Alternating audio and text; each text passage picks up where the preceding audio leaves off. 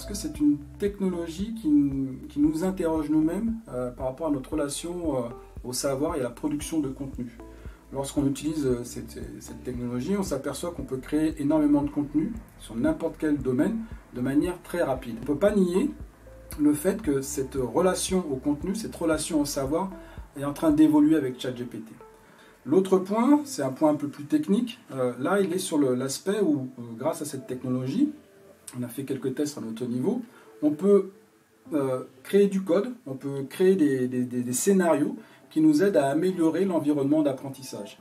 Et donc, sur ces deux aspects, je pense que à la fois sur l'aspect contenu pédagogique, scénarisation, etc., relation au savoir, et les aspects techniques, cette technologie est à regarder de près et en tout cas à suivre.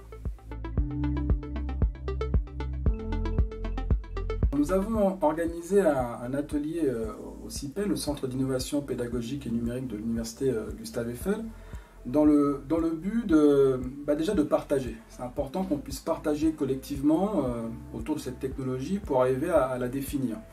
Ensuite, l'exercice était que chaque personne qui travaille au sein du CIPEN, donc on a des conseillers pédagogiques, on a des ingénieurs pédagogiques, on a des techniciens audiovisuels, on a des secrétaires, bref, que tous ces collègues puissent en fait regarder cette technologie et puis interroger leur métier en se disant voilà, quelles sont les opportunités, les inconvénients, les limites de cette application.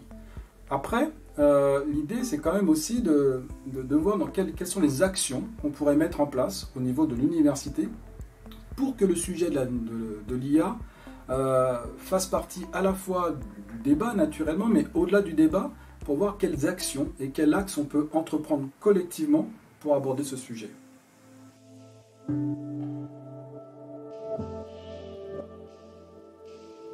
Nous, en tant que CIPEN, on n'est pas des spécialistes de l'IA. Par contre, on est conscient qu'il y a un vrai sujet à prendre en compte parce que c'est une technologie qui maintenant est apparue et qui va prolonger dans le temps.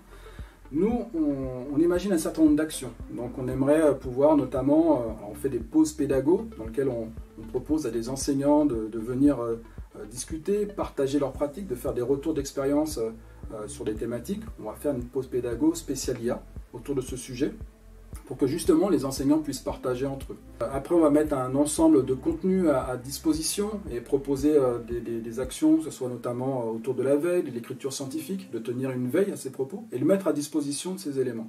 Tout ça pour que finalement on contribue au fait que dans les enseignements, comme dans les pratiques ou dans les usages, que l'IA fasse partie un peu du quotidien et qu'on prenne bien en compte les avantages et qu'on fasse surtout attention aux limites. L'IA n'est pas qu'une question de technologie, il y a aussi une vraie question autour de l'éthique, de la façon de l'utiliser, et donc ça aussi on aimerait mettre en place un exercice un peu collaboratif, donc c'est presque un appel à tous ceux qui souhaitent y participer, pour une réflexion sur la façon d'utiliser et de rentrer dans des usages avec l'IA au sein de l'Université Gustave Eiffel.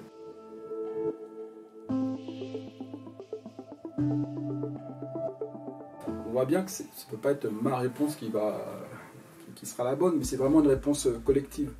Parce que cette technologie, c'est vraiment une technologie qui est disruptive, qui s'inscrit dans le temps. Il y aura, comme on dit, un monde d'avant, un monde d'après, avec cette IA. Et donc la relation au travail, à la connaissance, va se trouver transformée.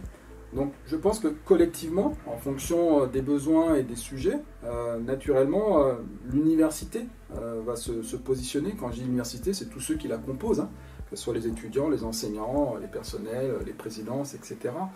Donc la réponse est dans le collectif, selon moi. Après, il y a une réalité.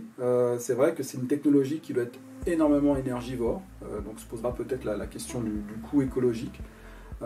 Sur les aspects éthiques, ça pose déjà des questions, sur l'aspect droit d'auteur, sur l'aspect intellectuel, etc. Mais voilà, on verra comment justement collectivement on arrive à trouver des réponses face à ce sujet.